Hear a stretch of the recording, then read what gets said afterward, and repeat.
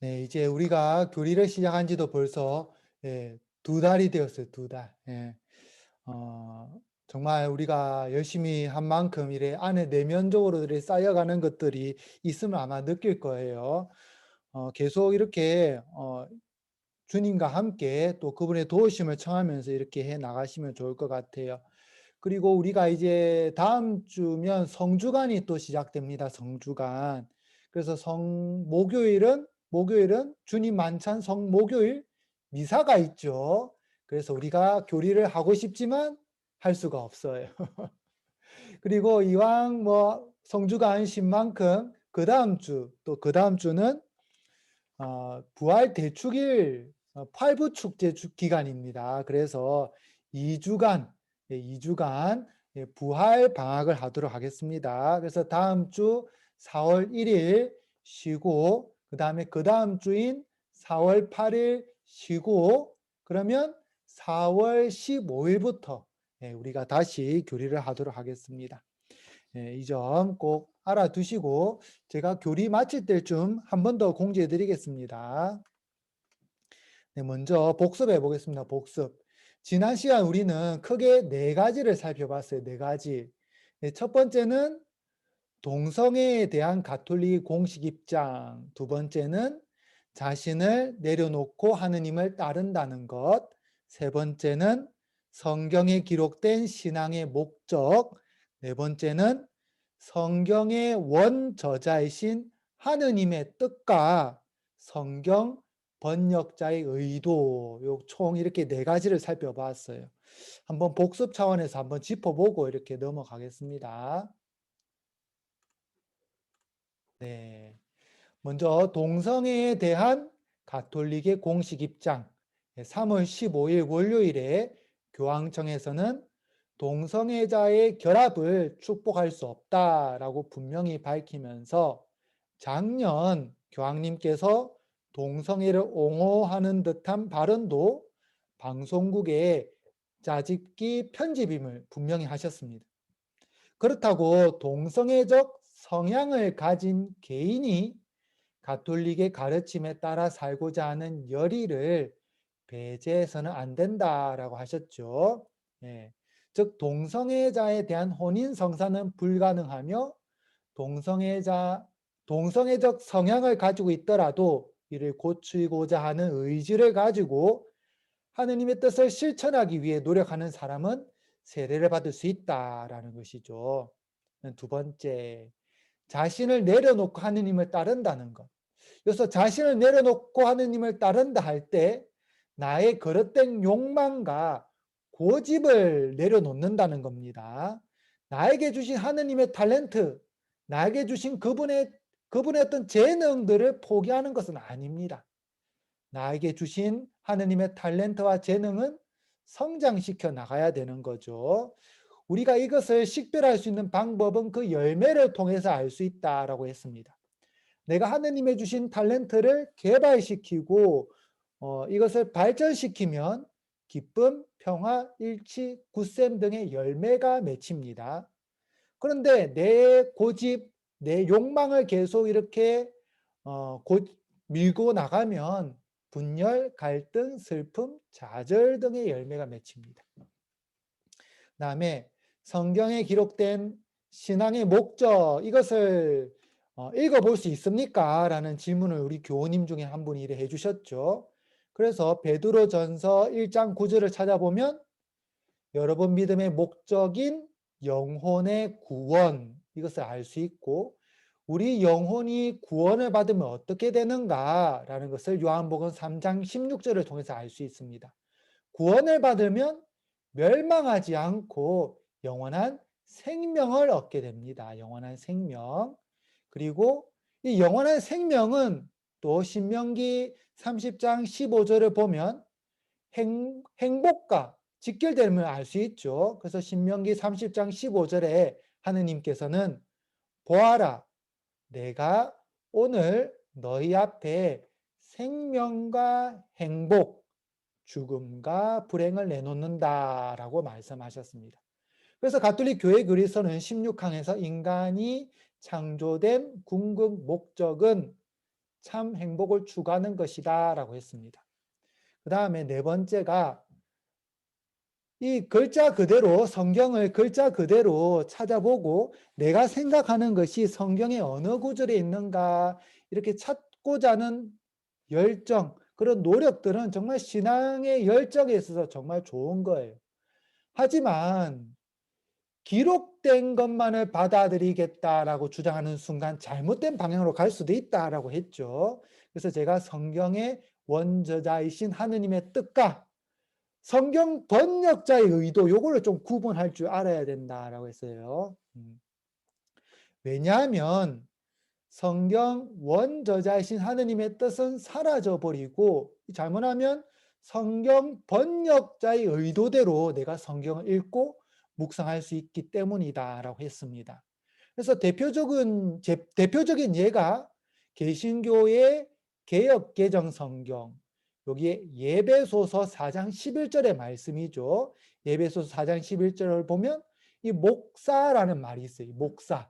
그래서 개신교는 이 목사라는 단어는 성경에 있기 때문에 자기들은 사용하는데 가톨릭은 성경에도 나오지 않는 교황, 주교, 신부라는 말을 왜 사용하냐 이거 가지고 따지고 있는 거죠. 그런데 개신교의 주장, 모든 개신교가 그렇다는 게 아니에요. 일부 개신교예요. 일부 개신교 늘 말썽을 일으켜요. 일부 개신교가. 그 일부 개신교의 주장을 따지고 보면 이 단어를 그리스어로 읽어보면 제일 좋다라고 했죠. 그래서 제가 그리스어 성경을 분석한 바이블 허브라는 사이트를 소개를 해드렸어요. 중간중간 앞으로 제가 계속 교리를 해 나가면서 이 바이블 허브라는 사이트는 계속 참조할 거예요. 우리 교우님들도 그리스어를 보고 이 그리스어가 어떻게 영어로 직역되는지를 보면 도움이 될 것 같아요. 물론 바이블 허브에 나오는 이 그리스어도 완벽한 것은 아닙니다. 왜냐하면 마테오 성경, 마테오가 원래 적혔던 성경의 그리스어를 찾아보면 요 사본만 한 5천 개가 돼요. 5천 개. 그리스어로 적힌 사본들이. 사본하면 좀 어려운가요? 그리스어로 적힌 요 종이들이 그 조각들만 한 5천 개가 돼요. 학자들이 그 5천 개를 다 연구해서 나온 게 요 그리스어 성경이에요. 그러다 보니까 이 그리스어 성경에도 조금 권위 있는 게 있고 좀 권위가 떨어지는 게 있고 똑같은 권위 있는 성경들도 1판, 2판, 3판, 4판 그 버전들이 계속 있어요. 첫 번, first 버전, second 버전, 뭐 third, fourth 이렇게 계속 나가요.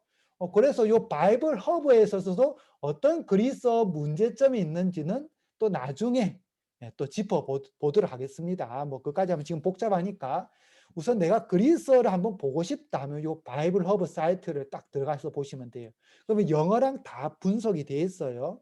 그럼 요 목사라는 단어가 그리스어로 포이메나스라는 것을 알 수 있습니다. 이 목사는 포이메나스인데 이 포이메나스를 직역하면 세펄드예요. 세펄드. 예, 그러면 요게 양치기, 목자라는 뜻이죠. 그러면 이 개신교가 의역했구나라는 것을 알 수 있습니다. 이게 직역이 아니네. 그냥 번역자가 본인의 어떤 의도를 가지고 원저자이신 하느님의 의도를 살짝 밀어놓은 채 자신의 의도대로 번역했다. 이렇게 보시면 되죠. 그리고 내가 그리스어를 이게 좀 어렵다. 그러면 최소한 요 7개 정도는 성경을 비교해서 봐야 성경의 원저자이신 하느님이 무엇을 전하고자 하셨는지를 알 수 있습니다. 성경 하나 읽어가지고 내가 정말 잘하고 있다. 이거는 지금 조금 위험한 발언일 수 있어요. 물론 하나의 성경도 열심히 하는 건 좋지만 버전 하나 해가지고는 성경 원저자이신 하느님의 의도를 온전히 알기는 조금 어려워요. 성경을 제대로 공부하려면 이걸 다 볼 수 있어야 되는데 제가 그래서 버전을 좀 정리를 했어요. 2005년 세번역, 지금 우리 가톨릭 가지고 있는 세번역 성경이죠. 요거 세번역. 요게 현재 한국 가톨릭 공식 성경입니다. 그리고 1977년 공동번역. 이 공동번역은 가톨릭하고 개신교하고 함께 번역을 했어요. 네. 그 다음에 RSVC는 미국 가톨릭에서 지금 성경 공부를 하는데 도움이 되는 버전이고요. 이 영어예요. 그리고 NABRE는 미국 가톨릭에서 전례 때 사용하는 성경. 아무래도 RSVCE보다 NABRE가 조금 읽기 쉬워요. 왜냐하면 전례 때 어린이부터 어른들까지 할머니 할아버지까지 다 이렇게 볼 수 있어야 되니까 NABRE가 조금 쉽고 RSVC는 이제 공부를 해야 되기 때문에 직역하다 보니까 용어도 조금 어렵습니다. 그 다음에 개신교의 성경을 보면 현재 개신교에서 많이 이용하는 것이 개역 개정 성경이에요. 그리고 또 현재 미국 개신교에서 예배 때 많이 이용하는 것이 킹 제임스 버전. 그 다음에 한국 대한성서공회 사이트에는 현재 CEV라는 버전이 현재 영어로서 이렇게 현재 많은 개신교 사람들이 읽고 있습니다. 그래서 요 정도 읽으면 이제 내가 성경을 공부하는데 하느님께서 어떤 의도를 가지고 이 성경 말씀을 전하고자 했나 요걸로 조금 유추해 볼 수 있습니다.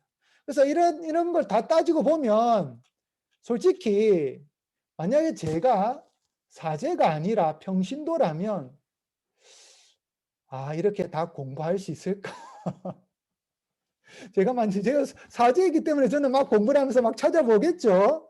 그런데 평신도 입장에서 직장에 일도 해야 되고 애들도 보살펴야 되고 이러면 다 못할 것 같아요, 솔직히. 그래서 참 성경을 공부하고 성경의 메시지를 전달하는 사제나 수도자나 아니 개신교의 목사나 아니면 뭐 다른 여러 지도자들 있죠. 그분들이 얼마나 그래도 객관적인 입장에서 자신의 생각이 아니라 하느님의 의도를 전하고자 노력하는지 이게 정말 중요한 것 같아요. 우리 교우님들도 딱 들어보시고 이거 가만히 들어보니까 저기 가르치시는 분 개인의 어떤 성향이 많이 가미되었는데 이거 조금 이렇게 캐치하고 이렇게 식별해내는 것도 우리 교우님들이 해야 될 역할 중에 하나이지 않을까 싶습니다. 물론 그런 관점을 지금 바로 가지는 것은 어려워요. 그래서 저도 신학생 때 참 힘들었던 것 중에 하나가 신학교 교수 신부님들이 숙제를 내주잖아요. 그럼 리포트를 막 적어요. 리포트를 적는데 어떤 신학자는 이런 주장을 하고 또 어떤 신학자는 저런 주장하고 또 어떤 신학자는 이런 주장을 해요. 그러면 대체 어느 주장이 맞지? 정말 좀 그게 좀 힘들었어요. 다 학자들마다 다 다른 주장하니까 정작 우리 가톨릭의 공식 입장도 뭐가 뭔지 좀 헷갈릴 때도 있고 그럴 때 정말 도움이 되는 것이 이 책입니다. 이 책. 가톨릭 교회 교리서. 여기서 주장하는 것은 그래도 우리 가톨릭이 공식적으로 입장하는 공식적인 입장. 그럼 요거를 좀 벗어나는 것은 어떤 학자의 개인적인 입장이구나 라는 것을 알 수 있죠. 그래서 공식적인 입장을 알고 또 개인적인 입장도 안다면 내가 하느님의 말씀을 공부하고 내가 하느님을 찾아가는 데 있어서 좀 더 풍성해지지 않을까 싶습니다. 그런 만큼 지금은 좀 어렵다 하더라도 계속 노력하다 보면 내 안에 하느님을 향한 어떤 좀 기준이 되는 그 생각들이 자리를 잡게 돼요. 그 힘을 꼭 키워 나가시기 바랍니다. 자, 이제 오늘 진도 나가도록 하겠습니다. 지난번에 우리 교우님 중에 또 한 분이 또 질문을 한 가지 제가 마저 못한 게 있죠. 그거 하고 이제 계속 나가도록 하겠습니다. 지난번에 우리 교우님 중에 한 분이 또 이렇게 질문을 하나 해주셨어요. 사랑의 이중계명, 10계명이 있죠. 10계명 총 10가지. 이 총 10가지가 사랑의 이중계명, 하느님 사랑과 이웃 사랑으로는 나뉜다라고 했습니다. 그런데 이 교우님께서 아무래도 개신교회에서 이래 다니시다가 가톨릭 오신 것 같아요. 그래서 질문에도 에페소서가 아니고 예배소서라고 했죠. 그래서 질문도 이렇게 해주셨어요. 십계명 1번에서 4번, 1번에서 4번이 하느님을 섬기는 것이고, 그 이외에 5번에서 10번까지가 이웃 사랑입니까? 라고 물어보셨어요. 이렇게 질문한 이유는 우리 가톨릭은 1번에서 3번까지가 하느님 사랑이고 4번에서 10번까지가 이웃 사랑이 좀 달라요. 이 왜 다른 것인가? 이 부분에 대해서 한번 살펴보겠습니다. 제가 공유를 해드릴게요. 오늘 제가 카톡으로 아마 다 보내드렸을 거예요. 요거. 예. 자, 이리 보시면 참 개신교의 문제점 중에 하나가 자신이 다니고 있는 종파가 개신교 전체를 대변하는 것처럼 이야기를 하는데, 제가 지난번에도 말씀드렸죠. 현재 한국의 개신교 등록된 교단 수만 200개가 넘습니다. 200개. 그러면 솔직히 그 개신교 다니는 목사는 자기가 어느 교단인지 알겠죠. 왜냐하면 등록도 하고 목사 안수도 받아야 되니까. 하지만 자신이 그 소속된 개신교 신자들은 자신이 어느 교단인지 모를 거예요. 대충 장로교, 대충 제세례파, 대충 침례교, 뭐 대충 뭐나 이 정도지 않냐, 요렇게 아세요. 근데 대부분 잘 모르세요. 그래서 개신교 신자들 보면 대표성이 없어요. 예, 그거 좀 안타까운 것 중에 하나인데, 그래서 개신교의 이야기들을 이렇게 좀 잠시 내려놓고 우선 다시 십계명을 이렇게 보면, 가톨릭만 이렇게 사용하는 게 아니라 가톨릭 교회와 개신교의 루터 교회의 십계명이 똑같습니다. 예, 개신교들은 개신교하고 가톨릭하고 다른 것처럼 얘기하는데 아니고, 가톨릭과 개신교 루터교파는 십계명이 똑같아요. 1, 2, 3, 4, 5, 6, 7, 8, 9, 10.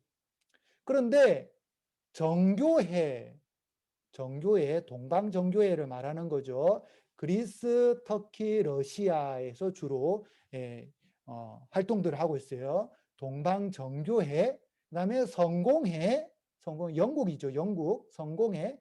그리고 나머지 대부분의 개신교는 1, 2, 3, 4, 5, 6, 7, 8, 9, 10 이렇게 나뉘는데, 잘 보세요.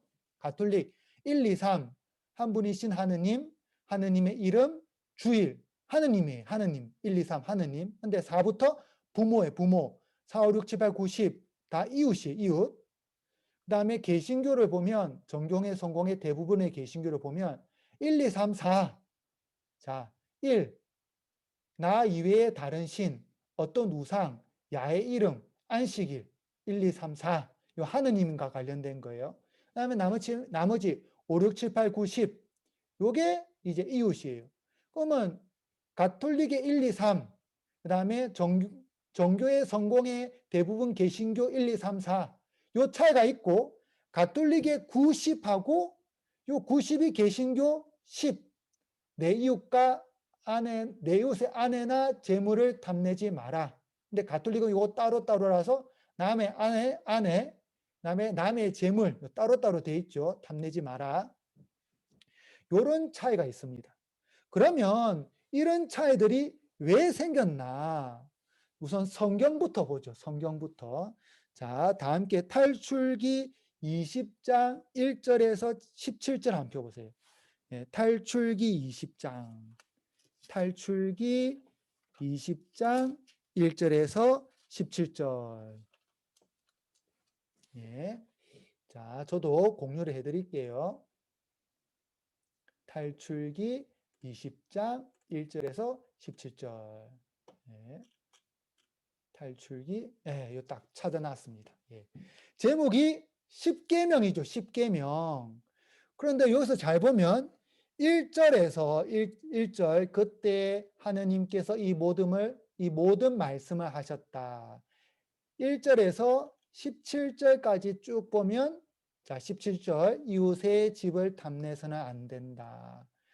이웃의 아내나 남종이나 여종, 소나 낙이 할 것 없이 이웃의 소유는 무엇이든 탐내서는 안 된다.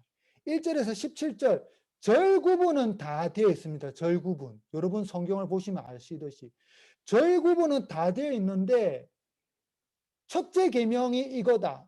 둘째 계명이 이거다. 셋째 계명이 이거다. 이거 있나요? 없나요?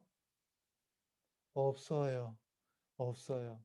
그래서 성경이 구약 성경이 쭉 이렇게 전해 내려오다가 이제 왜 십계명인데 이 정확하게 구분이 안 되어 있나라는 의문을 가지게 되었어요.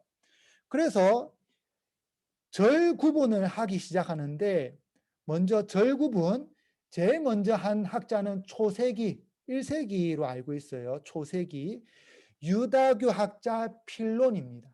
유다교 필론. 네, 적어보세요. 유다교 필론. 제가 적어드릴게요.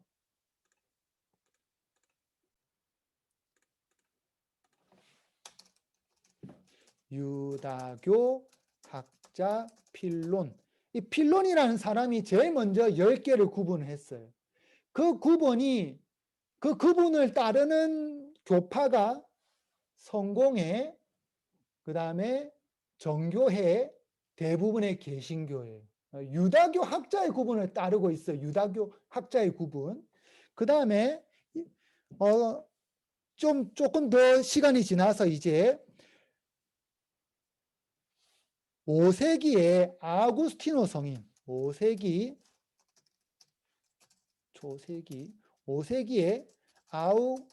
아우구스티누스 성인께서 이제 또 10개로 새롭게 구분하세요.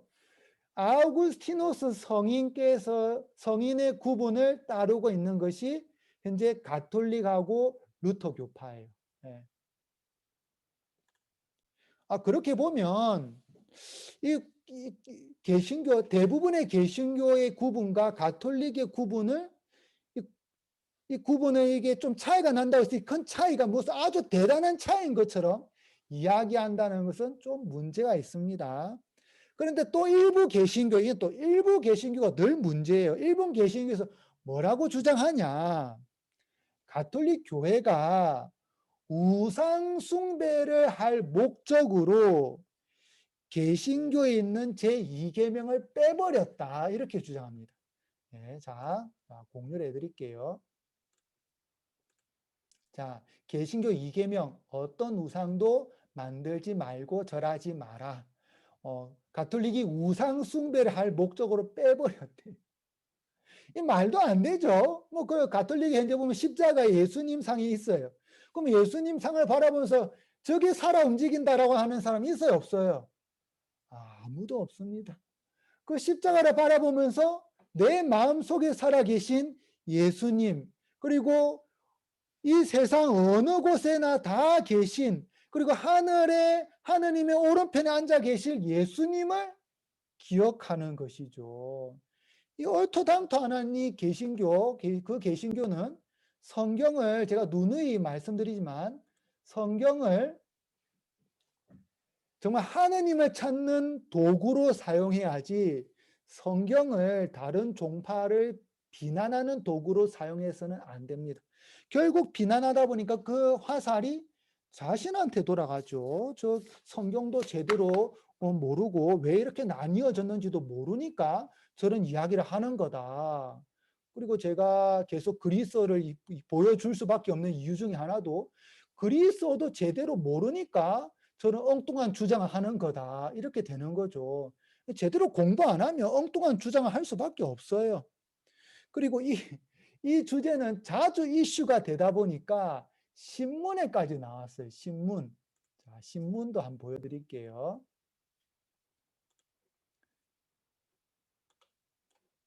네, 여기. 조선일보에서 나온 거죠. 네. 개신교와 천주교 십계명이 다르다 이러면서 쭉 설명해 놨어요. 제가 이거 공유해 드렸죠. 예, 한번 읽어 보시면 그렇구나 라고 충분히 이해될 겁니다. 예. 자, 이제 질문으로 진도 나가도록 하겠습니다. 진도. 예, 마태복음 22장 37절과 40절의 말씀 읽어보면 이중계명이라는 걸 알 수 있어요. 넘어가도록 하죠. 이 정도면 이제 우리 교우님의 질문에 대해서 충분히 답변이 된 것 같아요. 이제 3월 11일에 나간 숙제, 오른쪽 상단에 3이라고 적혀 있는 숙제 한번 펴보세요. 3월 11일에 나간 숙제, 오른쪽 상단에 3이라고 적혀 있어요. 3. 자, 제가 문제를 읽고 우리 교우님 중에 한 분이 푸시면 됩니다. 네. 자, 주님의 기도는 몇 가지 청원으로 되어 있나요? 그리고 그 청원에는 무엇이 포함되어 있나요? 자, 17장에서 가르치고 있나요? 무엇과 무엇이 포함되어 있다고 17장에서 가르치고 있나요? 네. 예, 보나자매님. 네. 주님의 기도는 몇 가지 청원으로 되어 있죠? 7가지 청원으로 되어 있습니다. 네. 그리고 7가지 청원으로 되어 있고 또 무엇이 포함되어 있죠? 우리가 바라야 하고 하늘에 계신 아버지께서 우리에게 베푸시고자 하는 좋은 것이 모두 포함되어 있어야 합니다. 네, 감사합니다. 네. 네, 그러면 교재를 보면서 하나씩 다시 살펴보겠습니다. 네. 네, 교재 44페이지. 네. 지금 현재 가톨릭 교회 교리서가 사무실에 현재 와 있습니다. 그래서 지금 아직 나는 교리서가 없다 하시는 분은 사무실에 문의하셔서 사시면 됩니다. 네. 자, 여기 주님의 기도는 7가지 청원으로 되어 있습니다. 그리고 하늘에 계신, 그리고 우리가 바라야 하고 하늘에 계신 아버지께서 우리에게 베푸고자 하시는 좋은 것이 모두 포함되어 있습니다. 네. 그러면 앞에 것은 우리가 바라야 되는 것이고 뒤에 것은 하느님께서 베푸시고자 하시는 것이다라는 걸 알 수 있죠. 그러면 이 7가지 청원은 뭐냐? 궁금하신 분들은 교재 993페이지 한번 펴보세요. 993. 네. 993. 영어 현재 보시는 분들은 2804항, 2804항 보시면 됩니다. 2804항.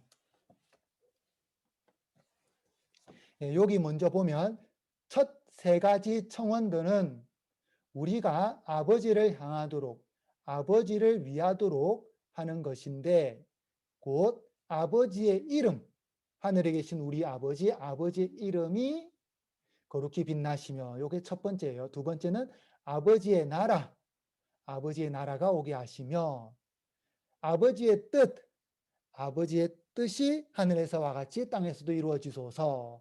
이게 첫 3가지예요. 그 다음에 뒤에 4가지는 뭐냐? 바로 하나 딱 넘기면, 네, 여기 있죠. 2805항에 나와 2805항.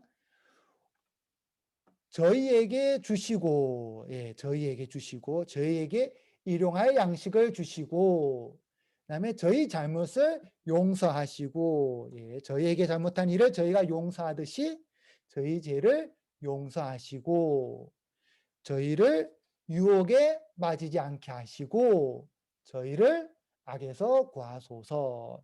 이렇게 4가지다. 그러면 주님의 기도에 왜 7가지 청원이 있는가라는 것을 알 수 있습니다. 자, 이제 그 다음 문제.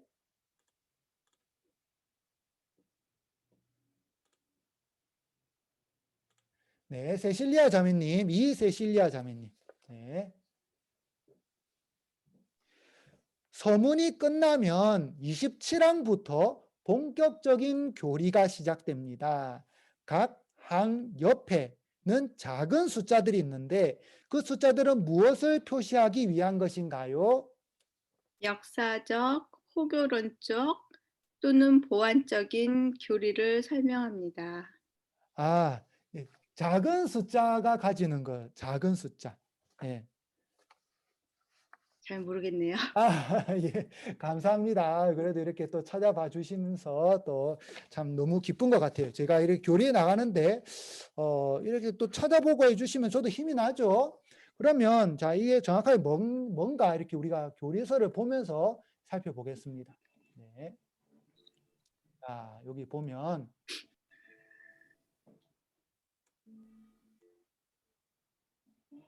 네. 자, 서문이 끝나면 27항부터 작은 숫자가 있습니다. 이 작은 숫자는 무엇을 의미하나요? 예, 요 작은 숫자 18항에 요 있어요. 18항. 본문 옆에 쓰인 예, 요 보이시죠? 저 커서 잘 따라오세요. 좀 더 확대를 해볼까요? 네, 네, 여기입니다. 본문 옆에 쓰인 작은 숫자는 같은 주제를 다룬 다른 항목을 표시한다. 작은 숫자. 아, 제가 처음에 이 가톨릭 교회 교리서를 읽을 때 옆에 작은 숫자들이 있는데 이 작은 숫자들이 뭔지 솔직히 몰랐어요. 그래서 이쪽 찾아보고 저쪽 찾아보고 했는데 결국 모르고 있다가 제가 이번에 우리 교우님들하고 같이 저도 하나하나 착 읽어보다가 아, 요게 요런 뜻이었구나라는 것을 알게 됐어요. 그래서 아, 요거 꼭 문제 내야겠다. 안 그러면 나중에 혼자서 이렇게 또 교리서를 다시 보면서 공부하고 싶을 때가 있겠죠. 그때 이 옆에 이 숫자들 왜 적어놨나? 그런 의문이 들 수가 있어요. 그래서 제가 이 문제 내봤는데 자, 27항을 보면 이제 본격적으로 시작을 해요. 옆에 요 작은 숫자들이 있어요. 355, 1701, 1718.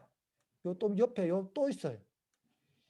2095부터 2109, 843, 2566. 이 숫자들이 있어요. 그러면 요 28항을 이해하는데 요것도 같이 읽어보면 요 옆에 2095항, 843항도 같이 읽어보면 좀 더 이해가 잘 된다. 요 비슷한 주제를 다루고 있다라는 뜻입니다. 그러면 충분히 이해가 되시죠? 네. 요거 요 책을 우리가 좀 이게 좀 어쩔 수 없어요. 좀 꼼꼼하게 읽어야 요런 조그만 것들도 다 찾아낼 수 있는 것 같아요.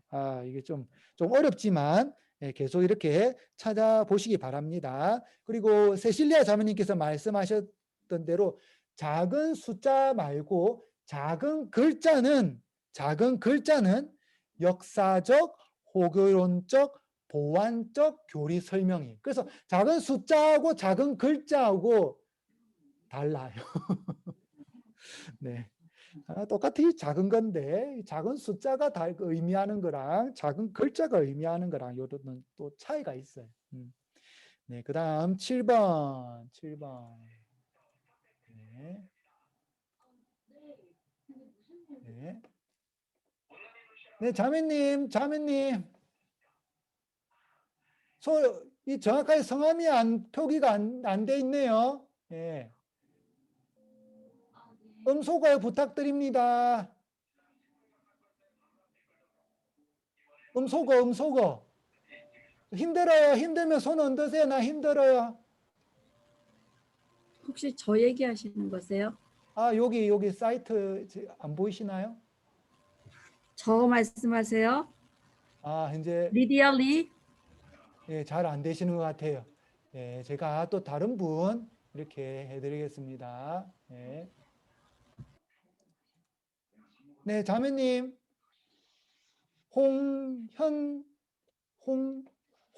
자매님. 베로니카 자매입니까? 베로니카. 예, 음소거 부탁드립니다. 음소거. 네, 홍베로니카입니다. 예, 맞네요.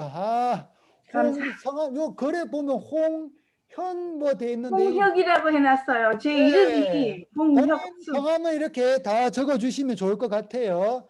예, 한글로 적어주시면 더 감사하고 영어도 뭐 제가 어쨌든 읽어볼게요.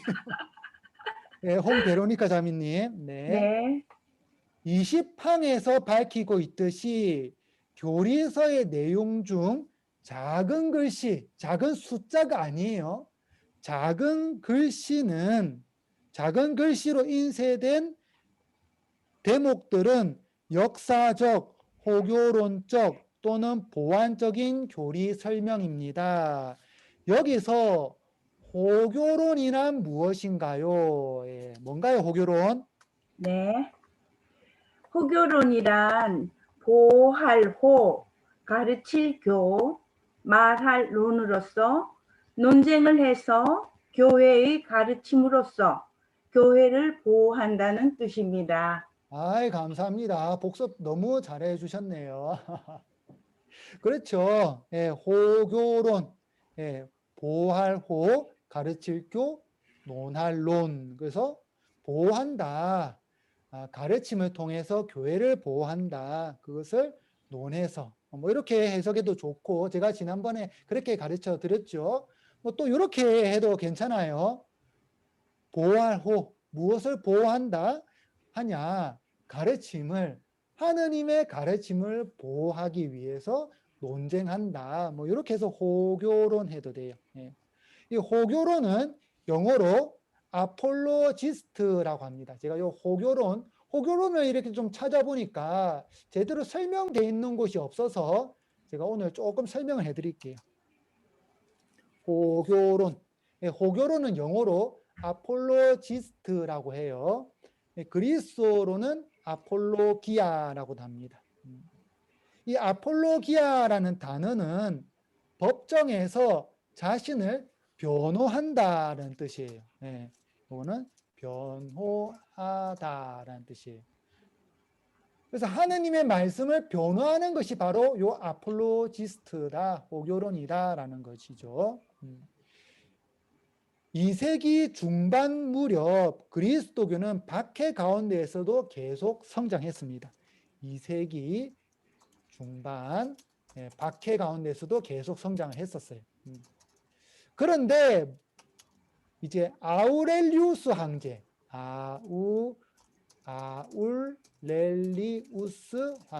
아울렐리우스 황제 161년부터 180년간 요때 제위를 했었어요. 19년 제위를 했네요.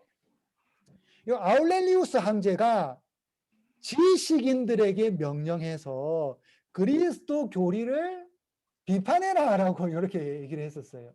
보통 우리가 알고 있는 박해를 보면 순교자들 끌려가가지고 참수당하고 아니면 고문당하고 매질당하고 핍박받고 요거 이야기하는데 요 아울렐리우스 황제는 뭐 그런 부분도 있지만 그리스도교 교리를 학문적으로 좀 비판해봐라. 얘네들 뭐가 문제가 많다. 논리 정연하게 딱 이야기를 하면 얘네들이 자연스럽게 믿음을 버리지 않겠냐. 이런 생각을 가지고 있었어요. 그래서 아울렐리우스 황제는 지식인들에게 명령해서 그리스도교를 논리적으로 비판했어요. 네, 그리스도교 교리를 논리적으로 비판.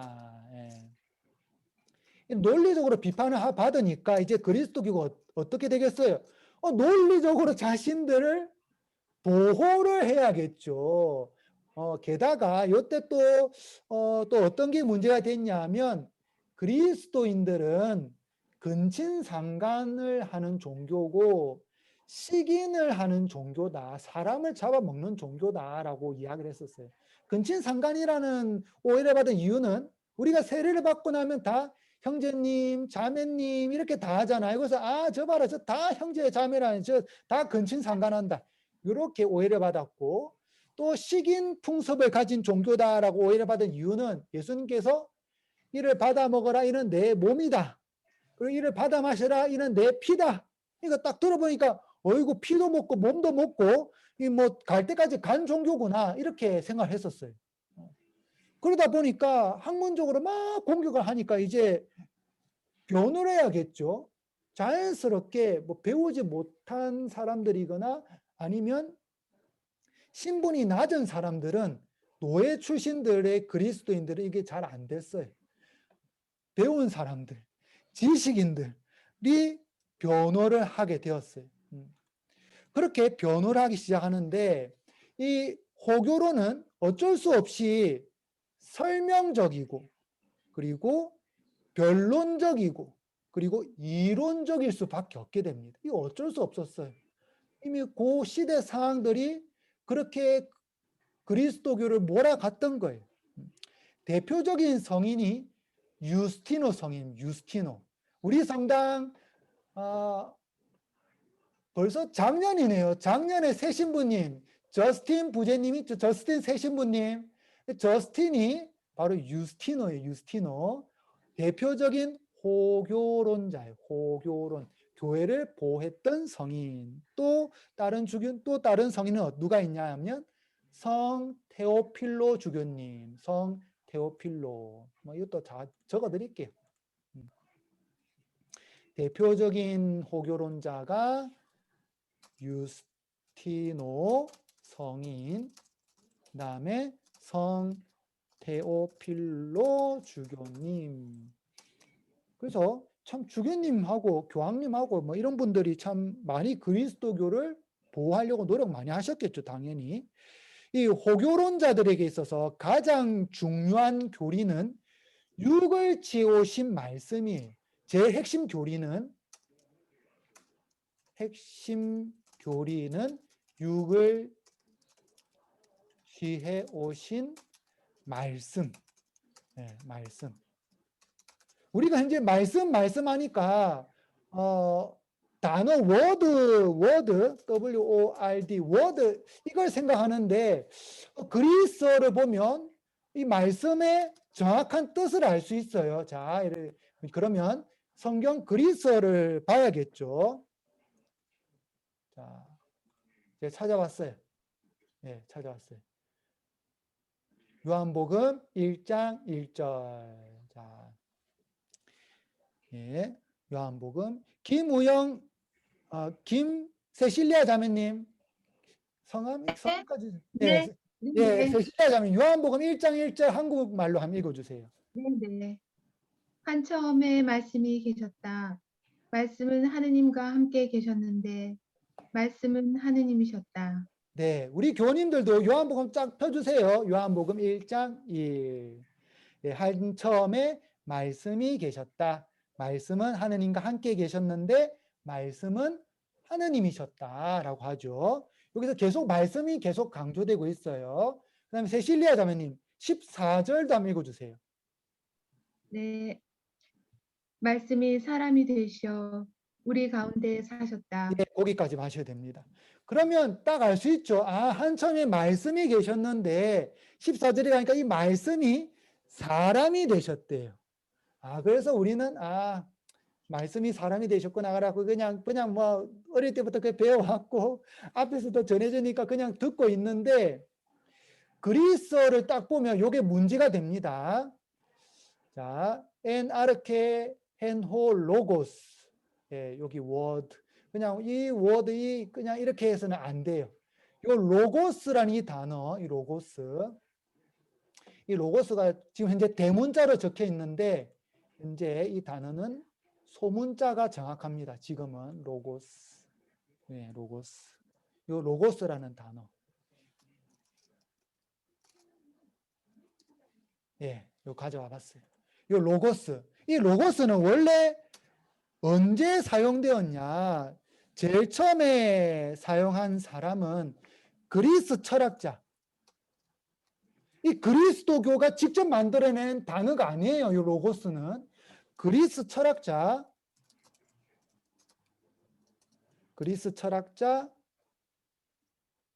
헤라클레이토스라는 사람이 제일 처음 사용했어요.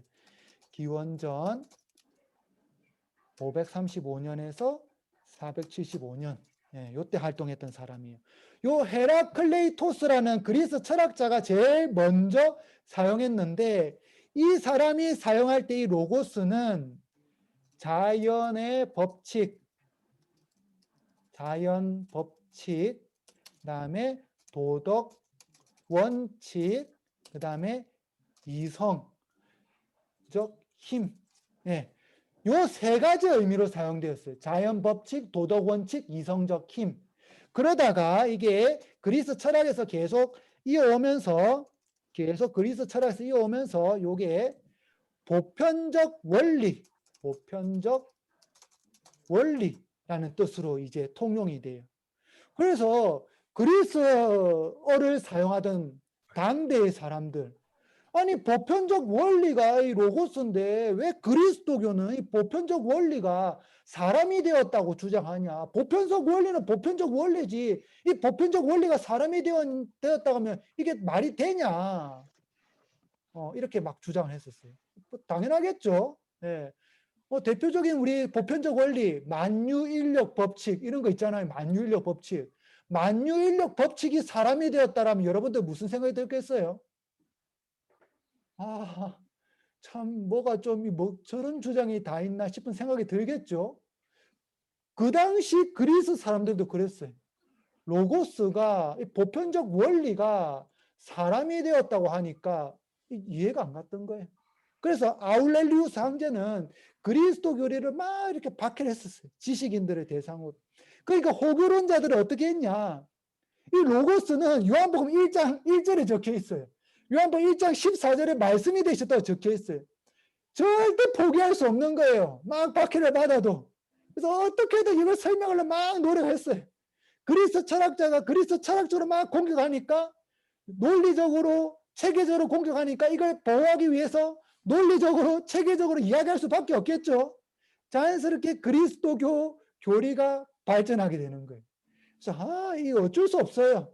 그리스도교 교리가 왜 좀 이렇게 철학적이고 좀 어렵냐. 시작부터 그랬어요. 시작부터 예수님이 로고스래. 로고스.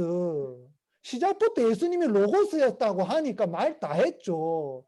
그리고 뭐 자연적 법칙인데 이게 개별자가 되었으니까 보편적 원칙인데 개별자가 되어야 됐으니까 뭐 더 이상 이게 뭐 안 되는 거예요. 뭐 그래서 어쩔 수 없이 그렇게 설명적이고 변론적이고 이론적일 수밖에 없게 그리스도교가 계속 성장해 왔던 거예요.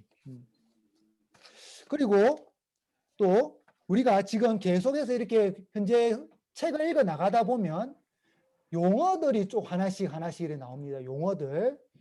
뭐 사도들이 어떻고 저떻고 뭐 이런 말도 나오고 사도 교부들이 어떻고 저떻고 이런 말도 나오고 호교론자들이 어땠고 저땠고 나오고 또 교부들이 어땠고 저땠고 이런 말들이 계속 나와요. 그래서 뭐 사도 교부는 누구, 교부는 또 누구고, 호교론자는 또 누구고 대체 어느 시대인지 막 헷갈려 나중에 듣다 보면.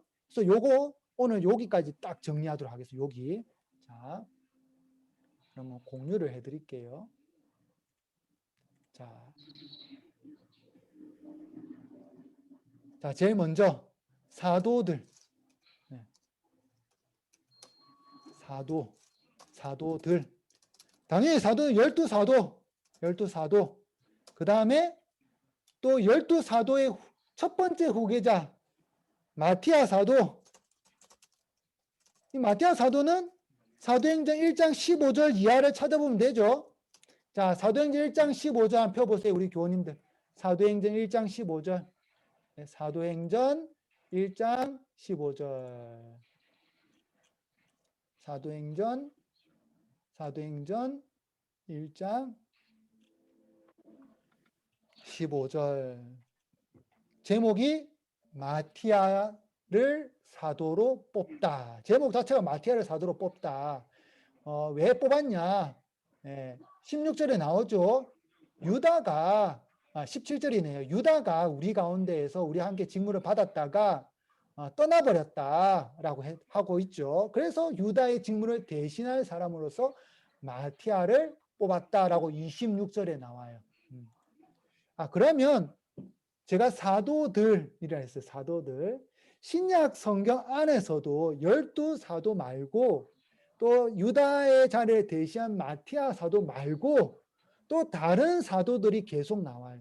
그래서 사도들 안에 계속 동참하는 인물들이 한 명씩 생겨요. 전수받는 인물도 있고. 그러면 그 인물들을 찾아보면 재미가 있겠죠. 자, 그러면 성경책을 이렇게 보면서 찾아보도록 하겠습니다. 자, 대표적으로 바오로 사도. 바오로 사도는 이건 너무 당연하니까 놔두고 바오로 사도 이건 놔두고 이방인의 사도로 놔두고 바르나바 사도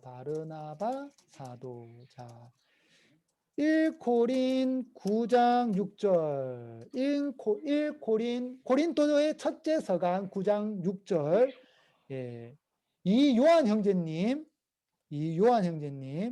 고린토전서 9장 6절 한 표 보세요.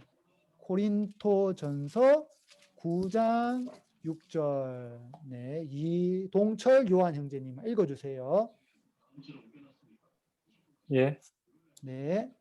또 나와 바르나바만 따로 벌이를 하지 않아도 되는 권리가 없습니까? 예. 그래서 바오로 사도가 나와 바르나바에 대해서 이야기를 해요. 그러면 우리가 조금 더 성경을 보면 조금 더 자세하게 알 수 있겠네요. 자, 그러면 여기 보면 고린토전서 9장 6절 9장 딱 보면 사도의 본보기 하면서 쭉 읽어보면 내가 다른 이들에게는 사도가 아니라 할지라도 여러분에게는 분명히 사도입니다 라면서 사도가 어떻냐 저떻냐 쭉 이야기를 해요. 또 나와 바르나바만 따로 벌이를 하지 않아도 되는 권리가 있습니까? 이렇게 말한 이유는 사도로서 살아가는데 나 바오로 사도와 바르나바 사도만 따로 벌이를 하지 않아도 되느냐? 그 말이죠. 그리고 요거를 좀 더 정확하게 알려면 성경에도 나와 있지만 또 우리가 바르나바 사도 자, 바르나바 사도의 추기를 보면 재미난 것을 알 수 있어요. 오늘의 미사 제가 찾아드릴게요. 이 부분은 2020년 6월 11일 딱 가면 성 바르나바 사도 기념일이라고 딱 떠요.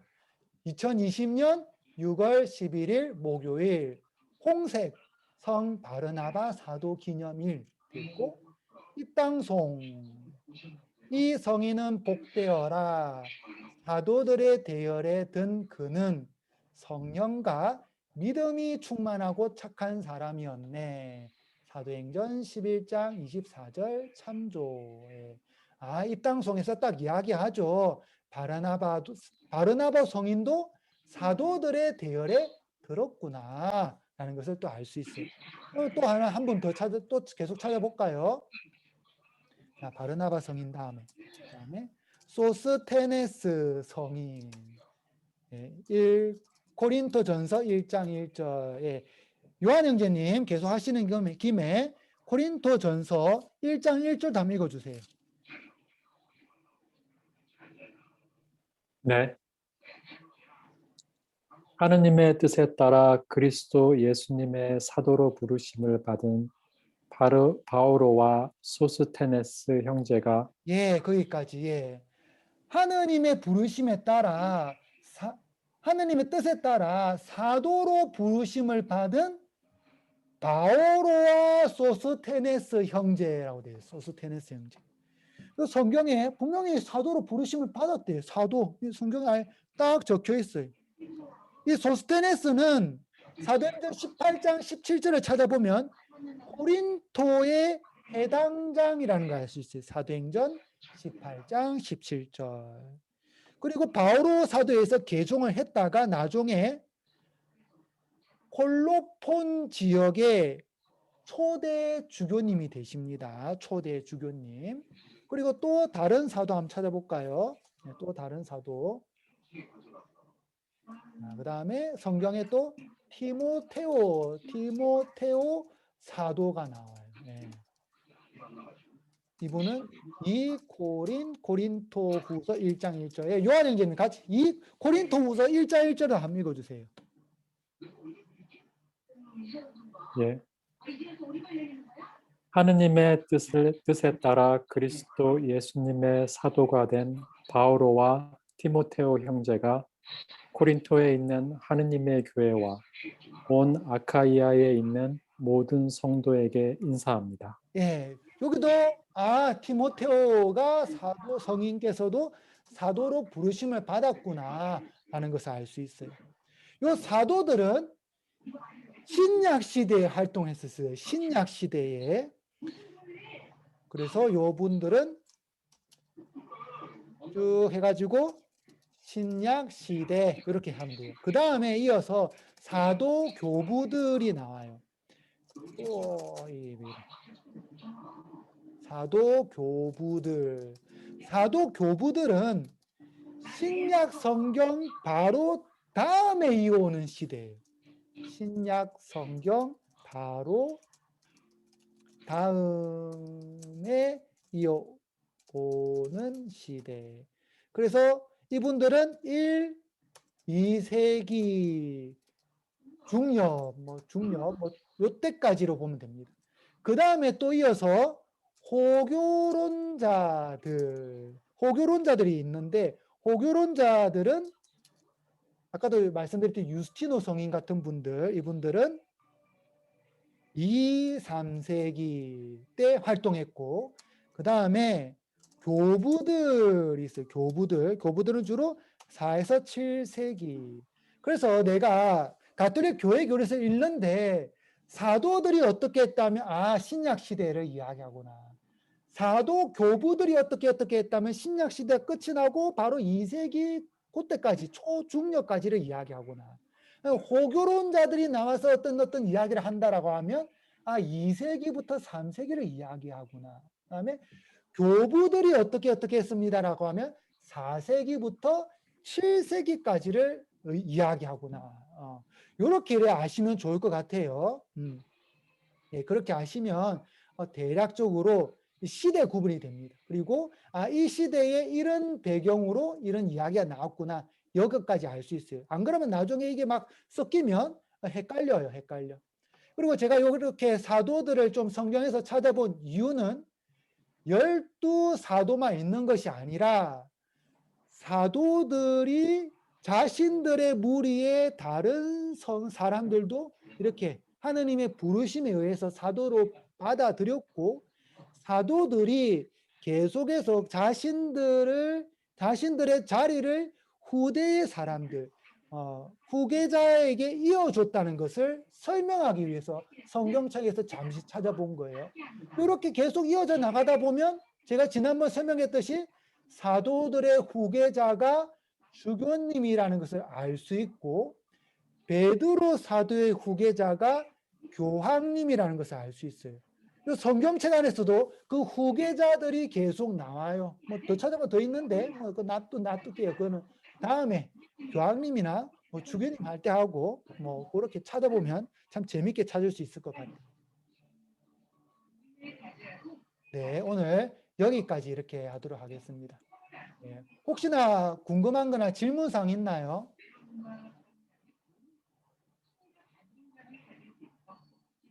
네.